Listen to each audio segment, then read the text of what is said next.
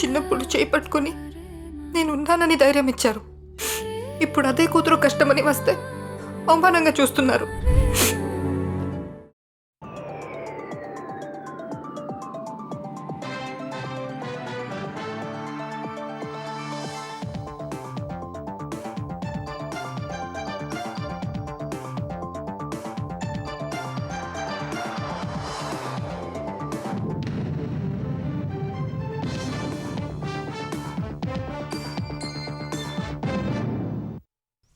నమస్కారం, ETV news కు స్వాగతం. ముఖ్యాంశాలు. తమిళనాట రాజకీయ అనిశ్చితికి తెర. ప్రభుత్వ ఏర్పాటుకు టీవీకే అధినేత విజయ్ ను ఆహ్వానించిన గవర్నర్. రేపే ప్రమాణ స్వీకారం.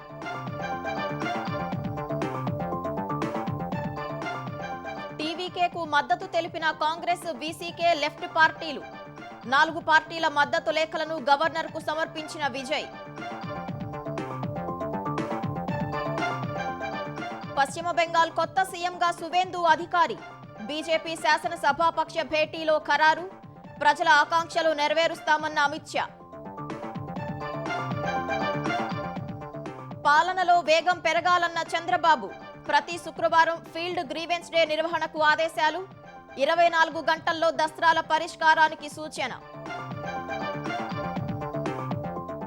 వచ్చే ఏడాది మార్చి 27 నాటికి భూముల రీసర్వే పూర్తి చేయాలన్న సీఎం. అందరికీ పట్టాదారు పాస్ పుస్తకాలు ఇవ్వాలని కలెక్టర్లకు ఆదేశం. కొడంగల్లో శ్రీవారి ఆలయ పునర్నిర్మాణానికి రేవంత్ భూమి పూజ. ఏడాదిన్నరలోపే కొడంగల్ లిఫ్ట్ ఇరిగేషన్ పూర్తి చేస్తామని వెల్లడి. ఎస్ఐఆర్ పేరుతో తెలంగాణలో ఓట్లు తొలగించాలని చూస్తున్నారన్న రేవంత్. అందరూ కలిసికట్టుగా కుట్రలను అడ్డుకోవాలని ప్రజలకు సూచన. మధ్యప్రాచ్యంలో శాంతి ప్రయత్నాలకు గండి. హర్ముజ్ లో అమెరికన్ యుద్ధ నౌకలపై ఇరాన్ దాడి. టెహ్రాన్ కు ట్రంప్ గట్టి హెచ్చరికలు.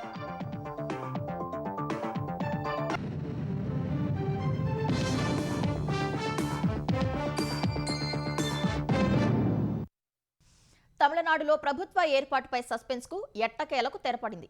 3 రోజుల ఉత్కంఠ తర్వాత టీవీకే ప్రభుత్వ ఏర్పాటుకు మార్గం సుగమమైంది.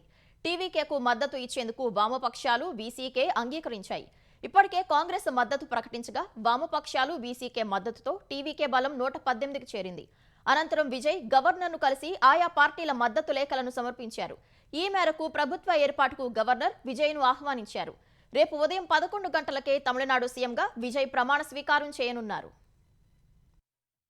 తమిళనాట గత 3 రోజులుగా సాగుతున్న రాజకీయ అనిశ్చితికి తెరపడింది. ప్రభుత్వ ఏర్పాటుకు కావలసిన సంఖ్యాబలాన్ని టీవీకే సాధించింది. దీంతో టీవీకే ప్రభుత్వ ఏర్పాటుకు మార్గం సుగమమైంది. టీవీకే విజయ్కు మద్దతిచ్చేందుకు వామపక్షాలు అంగీకారం తెలిపాయి. వీసీకే పార్టీ కూడా సమ్మతి తెలిపింది. కాంగ్రెస్కు 5 సీట్లు ఉండగా సిపిఐ, సిపిఎం, వీసీకేలకు తలో 2 సీట్లు ఉన్నాయి. ఈ పార్టీల మద్దతుతో టీవీకే బలం 118కి చేరింది. ఈ నేపథ్యంలో మద్దతు పార్టీల బలాబలాలతో విజయ్ గవర్నర్ను కలిశారు. మద్దతిస్తున్న పార్టీల వివరాలను సమర్పించి ప్రభుత్వ ఏర్పాటుకు గవర్నర్ అనుమతి కోరారు. వామపక్షాలు ఇచ్చిన లేఖలను విజయ్ గవర్నర్కు అందించారు. టీవీకేకు మద్దతుపై గవర్నర్కు లెఫ్ట్ పార్టీలు ఈ లేఖ రాశాయి. ఎలాంటి షరతులు లేకుండా టీవీకేకు మద్దతిస్తున్నట్లు లేఖలో స్పష్టం చేశాయి. వీటిని పరిశీలించిన గవర్నర్ నూతన సర్కారు ఏర్పాటుకు గ్రీన్ సిగ్నల్ ఇచ్చారు. ప్రభుత్వాన్ని ఏర్పాటు చేయాలని విజయ్ ఆహ్వానించారు. రేపు ఉదయం 11 గంటలకు ప్రమాణ స్వీకారం చేస్తామని గవర్నర్కు విజయ్ తెలియజేశారు. అనంతరం లెఫ్ట్ పార్టీల కార్యాలయాలకు వెళ్లిన విజయ్ ఆ పార్టీ నేతలను కలిసి ధన్యవాదాలు తెలిపారు.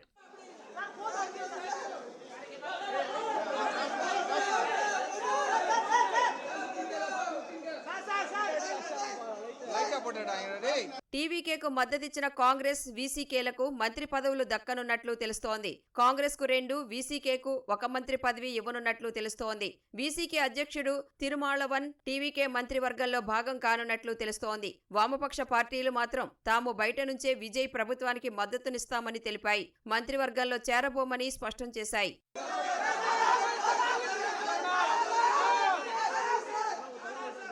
ఇటీవల వెలువడిన తమిళనాడు అసెంబ్లీ ఎన్నికల ఫలితాల్లో 108 సీట్లతో అతిపెద్ద పార్టీగా టీవీకే అవతరించింది. ప్రభుత్వ ఏర్పాటుకు అవసరమైన మ్యాజిక్ ఫిగర్ కు ఆ పార్టీ 10 సీట్ల దూరంలోనే నిలవగా 5 సీట్లు గెలిచిన కాంగ్రెస్ మద్దతు పలికింది. అయినా మరో 5 సీట్ల దూరంలో నిలిచిన టీవీకేకు డీఎంకేతో కలిసి పోటీ చేసిన వామపక్షాలు వీసీకే మద్దతిచ్చాయి. టీవీకే ప్రభుత్వ ఏర్పాటుకు అడ్డంకులు తొలగిపోవడంతో ఆ పార్టీ శ్రేణులు సంబరాలు చేసుకున్నాయి.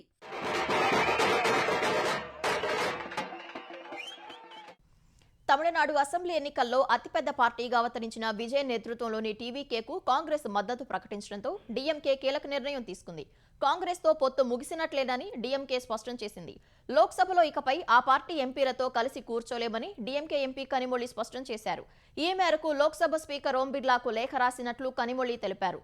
కాంగ్రెస్తో పొత్తు ముగిసినందున తమకు లోక్సభలో ప్రత్యేకంగా సీట్లు కేటాయించాలని ఆ లేఖలో కనిమొళి స్పీకర్ను కోరారు. పశ్చిమ బెంగాల్ నూతన ముఖ్యమంత్రి అభ్యర్థిపై సస్పెన్స్ వీడింది. ఆ పార్టీ సీనియర్ నేత, అసెంబ్లీ ఎన్నికల్లో బీజేపీ విజయంలో కీలక పాత్ర పోషించిన సువేందు అధికారి సీఎం బాధ్యతలు చేపట్టనున్నారు. ఈ మేరకు ఇవాళ జరిగిన బీజేపీ శాసనసభాపక్ష భేటీలో సువేందు అధికారిని శాసనసభాపక్ష నేతగా ఆ పార్టీ ఎమ్మెల్యేలు ఏకగ్రీవంగా ఎన్నుకున్నట్లు కేంద్ర హోంమంత్రి అమిత్ షా ప్రకటించారు. పశ్చిమ బెంగాల్ సీఎంగా సువేందు అధికారి రేపు ప్రమాణ స్వీకారం చేయనున్నట్లు తెలిపారు. కోల్కతాలోని బ్రిగేడ్ పరేడ్ మైదానంలో జరిగే ప్రమాణ స్వీకారోత్సవానికి ప్రధాని నరేంద్ర మోదీ, అమిత్ షా, కేంద్ర మంత్రులు, ఎన్డీఏ పాలిత రాష్ట్రాల ముఖ్యమంత్రులు హాజరయ్యే అవకాశం ఉంది. బెంగాల్లో సామాజిక సమీకరణాలను సమతుల్యం చేస్తూ 2 ఉప ముఖ్యమంత్రులకు బీజేపీ అవకాశం కల్పించనున్నట్లు తెలుస్తోంది. బీజేపీ మహిళా నేత అగ్నిమిత్ర పాల్కు డిప్యూటీ సీఎం పదవి దక్కనున్నట్లు తెలిసింది. అటు బెంగాల్ ప్రజల ఆకాంక్షలు నెరవేర్చేందుకు బీజేపీ కట్టుబడి ఉందని అమిత్ షా స్పష్టం చేశారు. मित्रों, सबसे पहले मैं 2 हाथ जोड़कर जिम्मेदारी के साथ बंगाल की जनता को कोटि कोटि धन्यवाद करना चाहता हूँ। जिस प्रकार का माहौल कम्युनिस्टों के समय से यहाँ पर बनाया जाता था, ममता जी ने इसको और गहरा तरीके से भय में परिवर्तित किया। वहाँ मत की अभिव्यक्ति लगभग असंभव थी। सैकड़ों उदाहरण हिंसा के, क्रूरता के, उसके बीच में भारतीय जनता पार्टी और हमारे नेता नरेंद्र मोदी पर भरोसा कर बंगाल की जनता ने जो प्रचंड विजय हमें दी है, इसके लिए मैं बहुत मैं पार्टी की ओर से ये भी कहना चाहता हूं कि बंगाल की जनता ने हमसे जो अपेक्षाएं रखी, जिस आशाओं को संजोकर मैंडेट दिया है, हम पूरा प्रयास करेंगे कि आपके विश्वास को तनिक भी ठेस न पहुंचे, इसमें कहीं कमी न। క్షేత్రస్థాయిలో సమస్యలు పరిష్కరించేందుకు ప్రతి శుక్రవారం నియోజకవర్గ స్థాయిలో ప్రజా వేదికల్ని నిర్వహిస్తామని ముఖ్యమంత్రి చంద్రబాబు ప్రకటించారు. ప్రజల కంటి తుడుపు కోసం అర్జీలు తీసుకోకుండా వారి కళ్లలో ఆనందం చూసేలా సమస్యలు పరిష్కరించినప్పుడే ప్రభుత్వానికి అసలైన బ్రాండ్ ఇమేజ్ వస్తుందని స్పష్టం చేశారు. మార్చి 2027 నాటికి రీసర్వే, పట్టాదారు పాస్ పుస్తకాల పంపిణీ పూర్తి చేయాలని సీఎం స్పష్టం చేశారు. 22A దరఖాస్తులు పెండింగ్లో లేకుండా పరిష్కరించాలని కలెక్టర్ల సదస్సులో తేల్చి చెప్పారు. కలెక్టర్ల సదస్సు రెండో రోజు ప్రజా సమస్యల పరిష్కారంపై ముఖ్యమంత్రి చంద్రబాబు కీలక చర్చ నిర్వహించారు. ప్రతి సోమవారం కలెక్టరేట్ కు వచ్చే ప్రజల కోసం గ్రీవెన్స్ నిర్వహిస్తున్నట్లే ఇకపై ప్రతి శుక్రవారం ఫీల్డ్ గ్రీవెన్స్ డే నిర్వహించాలని సీఎం ఆదేశించారు. ప్రజా ప్రతినిధులు, అధికారులు సమన్వయంతో నియోజకవర్గాల్లో పర్యటించి అక్కడికక్కడే ఫిర్యాదులు స్వీకరించి పరిష్కరించాలని సూచించారు. సింగపూర్ తరహాలో ఈ ప్రజా దర్బార్ వేదికలు పనిచేయాలని స్పష్టం చేశారు. కొన్ని చోట్ల అధికారులు రసీదు ఇవ్వకుండా అర్జీలను కారులో పడేస్తున్నారని, అలా కాకుండా సంబంధిత వ్యక్తులను బాధ్యులుగా చేయాలన్నారు. కలెక్టర్లు నెలకు కనీసం 4 సార్లు నియోజకవర్గాల్లో పర్యటించి ఒక గుడ్ విల్ మిషన్ లా ప్రజల్లో నమ్మకాన్ని పెంచాలని ఆదేశించారు. కంపల్సరీగా మండే ఇది ఉంటుంది కాబట్టి uniform Friday grievance day you will go to the field. In a week 1 day all video conference ఎవరన్నా కావాలంటే ముందే రిజర్వ్ చేసుకోమనండి. Then they will be engage. Emergency ఉంటే తప్ప otherwise they need not disturb them. No overlapping. All other departments have to follow. CS is here. 2 programs. Monday your program will continue. Friday 1 constituency, 4 visits a constituency on rotation serial number prakaram. Number 2 all MLAs you are informing. 1 day you are going on your own. ఎక్కడికి పోవాలన్నా ఏం చూడాలన్నా చూసి వస్తారు. This is a continuous process. చేసిన తర్వాత మనకు ఒక ఐడియా వస్తుంది. ఎంతవరకు రిజల్ట్స్ వస్తాయో దాన్ని బట్టి మళ్ళీ మనం రివ్యూ చేసుకోవాలి. Over a period of time కాగితాలు తీసుకుంటున్నాం, మీరు కారులో వదిలిపెడుతున్నారు. ఇక్కడ కూడా మీరు all grievances you make nodal office responsible. పాలనలో జాప్యానికి స్వస్తి పలుకుతూ ఈ ఫైల్స్ క్లియరెన్స్ సమయాన్ని 10 రోజుల నుంచి 2 రోజులకు తగ్గించిన అధికారులను సీఎం అభినందించారు. అయితే ఇది గంటల వ్యవధిలోకి రావాలని, ముఖ్యంగా 24 గంటల్లోపు ఫైళ్లు డిస్పోజ్ అయ్యేలా మంత్రులు, కార్యదర్శులు నిరంతరం పర్యవేక్షించాలని సూచించారు. డిసెంబర్ నాటికి 100% సేవలను ఆన్లైన్ చేయడం లక్ష్యమన్నారు. టెక్నాలజీని గుండెగా, మానవీయ కోణాన్ని ప్రాణంగా చేసుకుని పాలన సాగాలని అధికారులకు సీఎం దిశానిర్దేశం చేశారు. రాబోయే రోజుల్లో మీరందరూ గుర్తుపెట్టుకోవాల్సింది physical working. I can say not only governance. మీరు ఎంత ఫాస్ట్ గా చేయాలంటే అంత ఫాస్ట్ గా చేసే అవకాశాలు ఆల్ టెక్నాలజీస్ వచ్చాయి. బట్ టెక్నాలజీని మీరు అడిక్ట్ అయిపోకూడదు, యూజ్ చేసుకోవాలి. చాలా మంది టెక్నాలజీ అడిక్ట్ అయిపోయేసి హ్యూమన్ టచ్ పోతా ఉంది. That is much more dangerous trend. దాన్ని కూడా మనం we have to talk as leaders. Next collectors conference లోపల 24 hours పెట్టుకుంటే కొన్ని ఎక్కువ ఉంటాయి, కొన్ని అవర్స్ లో ఉంటాయి. ఏదైనా ఉంటే 1 or 2 ఫైల్స్ అటు ఇటు ఉంటాయి. అన్ని జిల్లాల్లో 100% నేను డిసెంబర్ అన్నాను, ఇంకా ముందే మీరు చేయడానికి అవకాశం ఉంది. By that time 100% technology adoption జరగాలి. వాట్సాప్ లోనే మన మిత్ర ద్వారానే ఆల్ సర్వీసెస్ విల్ ప్రొవైడ్. ప్రతి శాఖ పనితీరును అంచనా వేసేలా ఐటీ శాఖ ఆధ్వర్యంలో 90 రోజుల్లో సమగ్ర కేపీఐ డాష్బోర్డు సిద్ధం చేస్తున్నట్లు మంత్రి నారా లోకేష్ తెలిపారు. పొరుగు రాష్ట్రాలు సైతం అసూయపడేలా కొడంగల్ నియోజకవర్గాన్ని అభివృద్ధి చేస్తామని ముఖ్యమంత్రి రేవంత్ రెడ్డి అన్నారు. కొడంగల్ నియోజకవర్గంలో పర్యటించిన సీఎం 110 కోట్ల రూపాయలతో వెంకటేశ్వర స్వామి ఆలయ పునర్నిర్మాణ పనులకు భూమి పూజ చేశారు. లగచర్లలో నిర్మించే 430 పడకల ఆసుపత్రి నిర్మాణానికి శంకుస్థాపన చేశారు. దౌలతాబాద్ వెంకటేశ్వర స్వామి ఆలయం, కోస్గిలో వేణుగోపాల స్వామి ఆలయం అభివృద్ధి పనులకు కొడంగల్ నుంచే సీఎం భూమి పూజలు చేశారు. అనంతరం సభలో మాట్లాడిన రేవంత్, ఏడాదిన్నరలోపే కొడంగల్ లిఫ్ట్ ఇరిగేషన్ ప్రాజెక్టు పూర్తి చేసి కృష్ణా జలాలతో భూములు తడవాలని ఆదేశించారు. ముఖ్యమంత్రిగా నిధులిచ్చే అవకాశాన్ని వినియోగించుకొని విభేదాలు వీడి నియోజకవర్గాన్ని అభివృద్ధి చేసుకుందామని స్థానిక ప్రజాప్రతినిధులకు పిలుపునిచ్చారు. నారాయణపేట కొడంగల్ ప్రాజెక్టును పూర్తి చేస్తే నారాయణపేట మా కొడంగల్ కు కృష్ణా నది జలాలు రావాలి. ఏడాదిన్నర తిరిగే లోపల పనులను పూర్తి చేసి కృష్ణా నది జలాలు కొడంగల్ భూములు తడవాలి. వికారాబాద్ కృష్ణా లైను 90% మంజూరైంది. రాబోయే 2 నెలల మనం తెస్తాం. రోడ్ అయినా 2027 డిసెంబర్ లోపల పూర్తి కావాలి. విద్యాశాఖకు సంబంధించిన అన్ని స్కూల్స్ వచ్చే అకాడమిక్ ఇయర్ వరకే కంప్లీట్ చేయాలి. రైల్వే లైన్, సిమెంట్ పరిశ్రమల్ని 2027 డిసెంబర్ లోపల పూర్తి చేసుకునేటట్టు పని చేయాల్సిందే. కొడంగల్ అంటే అద్దంలో ఉంది, బంగారు తునకలేక అభివృద్ధి అయిందని అనుకునేటట్టు మనం అభివృద్ధి చేసుకుందాం. మూసీ పునరుజ్జీవ ప్రాజెక్టు మొదటి దశ పనులను ఆగస్టు నాటికి ప్రారంభించి వచ్చే ఏడాది డిసెంబర్ నాటికి పూర్తి చేసేలా లక్ష్యం పెట్టుకోవాలని అధికారులను మంత్రివర్గ ఉపసంఘం ఆదేశించింది. ప్రజల ఆస్తులపై ప్రభావం లేని 5 కిలోమీటర్ల వరకు పనులు వెంటనే చేపట్టాలని తెలిపింది. ఉప ముఖ్యమంత్రి భట్టి విక్రమార్క, మంత్రులు శ్రీధర్బాబు, పొన్నం ప్రభాకర్ ప్రజాభవన్లో సమావేశమై ప్రాజెక్టు పురోగతి, నిధుల సమీకరణ, నిర్మాణ పనుల క్యాలెండర్పై చర్చించారు. మూసీ పునరుజ్జీవ ప్రాజెక్టు డిపిఆర్ను మంత్రులకు వివరించిన అధికారులు 5 దశల్లో 55 కిలోమీటర్ల వరకు అభివృద్ధి పనులు చేపట్టనున్నట్లు తెలిపారు. సుమారు 7,055 కోట్ల రూపాయలతో చేపట్టనున్న మొదటి ఫేజ్ నిధుల సమీకరణపై ఆసియా అభివృద్ధి బ్యాంకుతో సాంకేతిక, ఆర్థిక చర్చలు విజయవంతంగా ముగిశాయని వివరించారు. మొదటి దశలో హిమాయత్ సాగర్ నుంచి బాపుఘాట్, ఉస్మాన్ సాగర్ నుంచి బాపుఘాట్ వరకు 20 కిలోమీటర్ల మేరకు అభివృద్ధి చేయనున్నట్లు చెప్పారు. నిర్మాణాలపై ఎక్కువ ప్రభావం లేకుండా అలైన్మెంట్లు మార్చాలని సూచించారు. ప్రాజెక్టులో భాగంగా మూసీలో పలుచోట్ల టూరిజం స్పాట్లుగా ఆకర్షించేలా రబ్బర్ డ్యాంలను నిర్మించాలని తెలిపారు. మూసీ పునరుజ్జీవ ప్రాజెక్టుపై నెలకొన్న అనుమానాలు నివృత్తి చేయాలని, ప్రయోజనాలపై విస్తృతంగా ప్రచారం చేయాలని అధికారులకు మంత్రులు దిశానిర్దేశం చేశారు. మూసీ పునరుజ్జీవ ప్రాజెక్టులో భాగంగా నిర్వాసితులయ్యే వారికి ప్రభుత్వం అన్ని విధాలా అండగా ఉంటుందని ఉప ముఖ్యమంత్రి భట్టి విక్రమార్క తెలిపారు. చట్ట ప్రకారం న్యాయబద్ధంగా సాయం అందిస్తామని చెప్పారు. మూసీ పునరుజ్జీవ ప్రాజెక్టు మంత్రివర్గ ఉపసంఘం చైర్మన్ భట్టి విక్రమార్క, మంత్రి శ్రీధర్బాబును ప్రజాభవన్లో Madhu Park Ridge B block residential association ప్రతినిధులు కలిసి వినతి పత్రం సమర్పించారు. Madhu Park Ridge B block నివాసితుల విషయంలో ప్రభుత్వం సానుకూల దృక్పథంతో ఉందని భట్టి తెలిపారు. నగరవాసులకు స్వచ్ఛమైన గాలి, నీరు, పచ్చదనం అందించేందుకు చేపట్టిన మూసీ పునరుజ్జీవ ప్రాజెక్టులో భాగస్వాములు కావాలని వారిని కోరారు. ప్రభుత్వ హామీ పట్ల సానుకూలంగా స్పందించిన అసోసియేషన్ ప్రతినిధులు మూసీ పునరుజ్జీవనానికి తమ వంతు సహకారం అందిస్తామని తెలిపారు. హైదరాబాద్ జూబ్లీహిల్స్ లోని ప్రశాసన్ నగర్ లో ఐఏఎస్, ఐపీఎస్ అధికారుల నివాసంలో హత్య జరగడం కలకలం రేపింది. విశ్రాంత ఐపీఎస్ అధికారి వినయ్ రంజన్ రే భార్య తనూజ హత్యకు గురయ్యారు. వారి ఇంట్లో పనిచేసే నేపాలీ కల్పన ఈ దారుణానికి ఒడిగట్టినట్లు పోలీసులు ప్రాథమికంగా గుర్తించారు. ఆమెకు మరో 2 సహకరించినట్లు తేల్చారు. ఈ హత్య తర్వాత ఇంట్లోని బంగారం, నగదును బ్యాగుల్లో తీసుకున్న నిందితులు నాంపల్లి స్టేషన్లో తెలంగాణ ఎక్స్ప్రెస్ ఎక్కి పరారైనట్లు పోలీసులు గుర్తించారు. నిందితుల కోసం గాలింపు చేపట్టారు.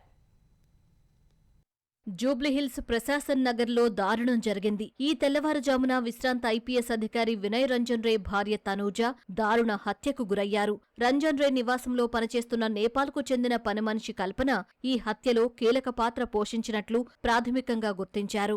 నిన్న అర్ధరాత్రి దాటాక కల్పన మరో ముగ్గురితో కలిసి పక్కా ప్రణాళిక ప్రకారం హత్యకు పాల్పడినట్లు తేలింది. హత్య తర్వాత ఇంట్లోని బంగారం, నగదును బ్యాగుల్లో తీసుకుని నిందితులు పరారయ్యారు. ఘటనా స్థలికి చేరుకున్న పోలీసులు దర్యాప్తు చేపట్టారు. ఘటనా స్థలంలో ఫోరెన్సిక్ నిపుణులు ఆధారాలు సేకరించారు. హత్య చేశాక నిందితులు ఆటోలో నాంపల్లి రైల్వే స్టేషన్కు వెళ్లి అక్కడ తెలంగాణ ఎక్స్ప్రెస్ ఎక్కి నిందితులు పరారైనట్లు పోలీసులు గుర్తించారు. ఘటనా స్థలిని పరిశీలించిన హైదరాబాద్ పోలీస్ కమిషనర్ సజ్జనార్ నోట్లో గుడ్డలు కుక్కి ఊపిరాడకుండా చేసిన నిందితులు తనూజను హత్య చేశారని తెలిపారు. నిందితులను ఎట్టి పరిస్థితుల్లో వదిలేది లేదని స్పష్టం చేశారు. నేపాలీ పని మనుషులతో జాగ్రత్తగా ఉండాలని ప్రజలకు సూచించారు. Retired IPS officer Andhra Pradesh DGP Shri Vinay Ranjan Ray వాళ్ళ మిస్సెస్ తనుజ రంజన్ గారు మర్డర్ ఫర్ గెయిన్ కావడం జరిగింది. ఇది ఒక నేపాలీ గ్యాంగ్ పని చేసిందని చెప్పి మనము ప్రాథమిక అంచనా తెలియడం జరిగింది. కొన్ని క్లూస్ ఆధారపైన పోలీస్ టీమ్స్ కూడా వర్కౌట్ కావడం జరుగుతుంది. మేడం ని చేయి కట్టేసి నోట్లో గుడ్డ పెట్టడం జరిగింది. యూజువలీ అది ఒక మోడస్ ఆపరండి. ఇక్కడ అన్ఫార్చునేట్లీ మేడం ఆ ఒక సఫోకేషన్ వల్ల చనిపోవడం జరిగింది. నేను ప్రజలందరూ కూడా మనం ఇంటికి వెళ్ళి ప్రచారం చేయడం జరుగుతుంది. నేపాలీస్ పట్ల మీరు అందరు కూడా అప్రమత్తం ఉండాలి. ఎందుకంటే ఇంత పోలీస్ చెప్పిన తర్వాత కూడా మళ్ళీ మీ ఇంట్లో పెట్టుకున్నారు. వాళ్ళు ఎవరు ఏమన్నది చూడరు. వాళ్ళు అవకాశం కోసం చూస్తుంటారు. సో అందుకు ఇక్కడ ఒకటే కాదు, బెంగళూరులో అయింది, బాంబేలో అయినావు, పుణేలో అయినావు. సో జాగ్రత్త ఉండాలని చెప్పి నేను ప్రజలందరూ కూడా కోరుతున్నాను.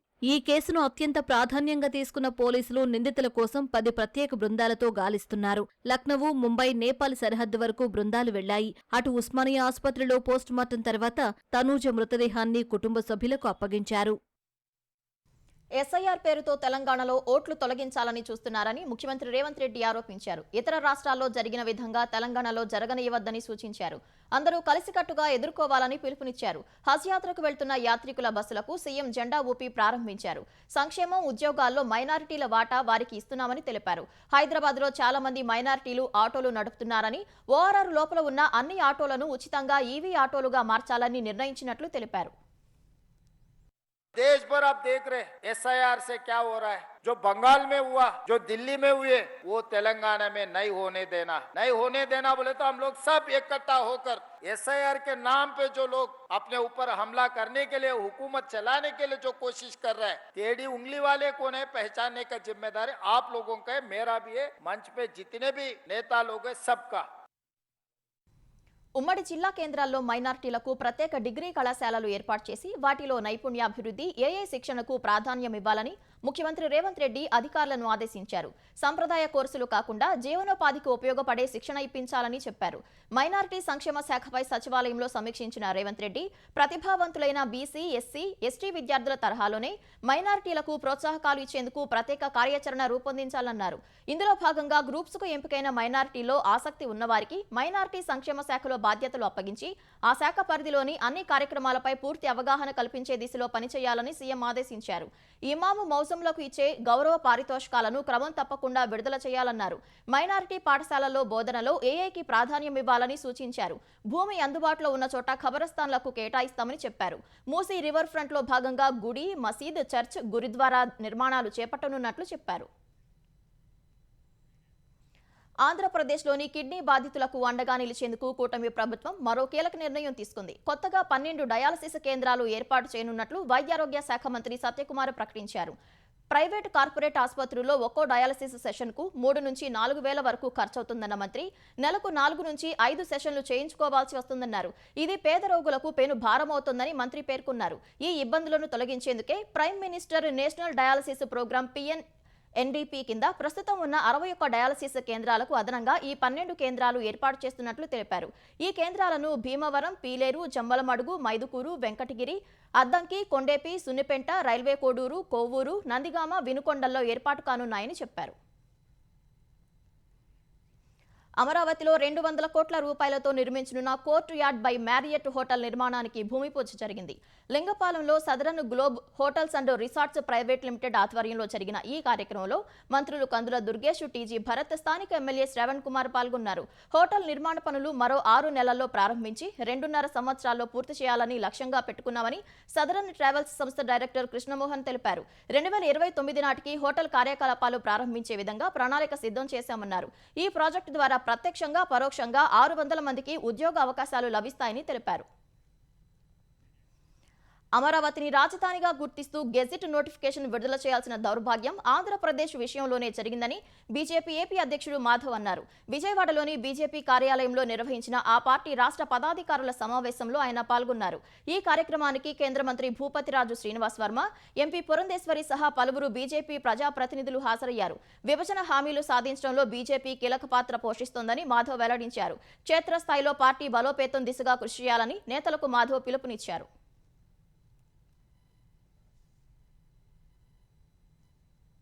ఆంధ్ర ప్రాంతానికి కష్టసాధ్యమైన రైల్వే జోన్ ఇవ్వాలి అని చెప్పి ఆ రోజు ప్రీతమ ప్రధాని నరేంద్ర మోడీ గారు, అమిత్ షా గారు తీసుకున్న నిర్ణయం మనకి ఆంధ్రప్రదేశ్కి రైల్వే జోన్ రావటం జరిగింది. అది కూడా విశాఖపట్నం హెడ్ క్వార్టర్స్గా రావటంలో కూడా మన పార్టీ యొక్క పాత్ర గణనీయమైంది. అలాగే విభజన హామీలో ఆ యొక్క అంశాన్ని కూడా రాయించడంలో మనందరి యొక్క కలిసి కృషి అది కూడా గణనీయమైంది. ఆ విధంగా ఇవన్నీ సాధించుకున్నాం. విభజన హామీ సంబంధించి అన్ని అంశాలను కూడా సాధించుకున్నాం. దీంట్లో ఎక్కడ కూడా మనకి బేషిజాలు అవసరం లేదు.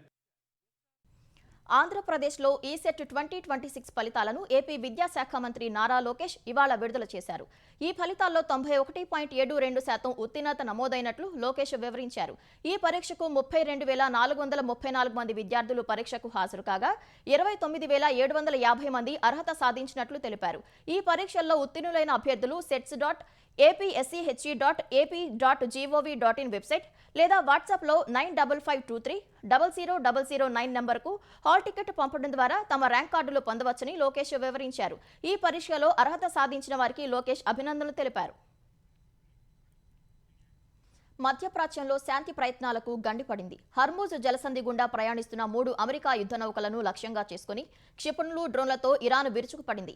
ఈ దాడులను విజయవంతంగా అడ్డుకున్నట్లు అమెరికా సెంట్రల్ కమాండ్ తెలిపింది. ఇరాన్ దాడులకు ప్రతిచర్యగా ఆ దేశ సైనిక స్థావరాలపై వైమానిక దాడులు జరిపి ధ్వంసం చేసినట్లు పేర్కొంది. ఇరాన్ తమ దళాలను కవ్వించాలని చూసిందని, కానీ వారిని తుడిచిపెట్టేశామని అమెరికా అధ్యక్షుడు డొనాల్డ్ ట్రంప్ తెలిపారు. ఇరాన్ దాడులో తమ యుద్ధ నౌకలకు ఏమీ కాలేదని, అవి సురక్షితంగా హర్మూజ్ గుండా ప్రయాణించాయని తెలిపారు. అయితే టెహరాన్కు చెందిన చాలా వరకు పడవలను ధ్వంసం చేశామని తెలిపారు. కాల్పుల విరమణ కొనసాగుతున్నప్పటికీ ఇరాన్ తన పద్ధతి మార్చుకోకపోతే మరిన్ని నష్టాలు తప్పవని ట్రంప్ హెచ్చరించారు. ఇరాన్ వద్ద అణ్వాయుధం ఉంటే ఖచ్చితంగా ఉపయోగించేదన్న ట్రంప్ ఇరాన్కు అవకాశం ఇవ్వబోమని స్పష్టం చేశారు. ఇరాన్ తమతో త్వరగా ఒప్పందం చేసుకోకుంటే దాడులు తీవ్రంగా ఉంటాయని ట్రంప్ హెచ్చరించారు. మరోవైపు కేష్మీర్ ద్వీపం బందర్ అబ్బాస్ సమీపంలో పేలుళ్లు చోటు చేసుకున్నాయి. పశ్చిమ టెహ్రాన్లో పెద్దగా పేలుడు శబ్దాలు వినిపించాయి. అమెరికానే తొలుత దాడులకు దిగి కాల్పుల విరమణను ఉల్లంఘించిందని ఇరాన్ ఆరోపించింది. మరోవైపు ప్రపంచ వాణిజ్యం, చమురు రవాణాకు అత్యంత కీలకమైన హర్మూజ్ జలసంధిపై పూర్తి నియంత్రణ సాధించేందుకు ఇరాన్ వివాదాస్పద అడుగు వేసింది. ఈ జలసంధి గుండా ప్రయాణించే వాణిజ్య నౌకలను తనిఖీ చేసి వాటి నుంచి పన్నులు వసూలు చేసేందుకు పర్షియన్ గల్ఫ్ స్ట్రెయిట్ అథారిటీ పేరుతో ఒక కొత్త ప్రభుత్వ సంస్థను ఇరాన్ ఏర్పాటు చేసినట్లు లాయిడ్స్ లిస్ట్ ఇంటెలిజెన్స్ అనే షిప్పింగ్ డేటా సంస్థ తెలిపింది. ఇరాన్ తీసుకున్న ఈ నిర్ణయంతో పర్షియన్ గల్ఫ్లో వందలాది వాణిజ్య నౌకలు సముద్రంలోకి వెళ్లలేక నిలిచిపోయాయి. వాస్తవానికి ఇరాన్ ఈ జలసంధిని దిగ్బంధించగా అమెరికా ఇరాన్ పోర్టులను దిగ్బంధించింది.